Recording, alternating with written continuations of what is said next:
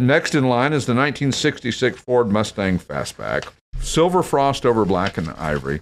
I don't know. There's something about a fastback body style in a Mustang that's about as cool as they ever get. It is. But didn't you say you didn't see them a lot when you were growing up? Didn't know about them much. There was a lot of cars that I didn't know about that I thought I knew, but I really, I would pay attention, but not enough. I was reading Road and Track and Car and Driver and Motor Trend and Popular Hot Rodding and Hot Rod and whatever other else one. But this one, like I said, the great fastback lines, 302 cubic inch V8, four-wheel power disc brakes. It's got a top-loader manual. Great color combination. That silver frost really has, it really makes those lines work well. And silver's not always the greatest car or greatest color for a car. Thank you. I think fastbacks would look good in anything. I think so too. We had one in that turquoisey blue. Yeah. Turquoisey. Is that a word? Turquoisey. That sounds like a town in Jersey. Turquoisey. Turquoisey blue. New Jersey. And I think it would look good in primer, actually. Yeah. They're just great looking cars.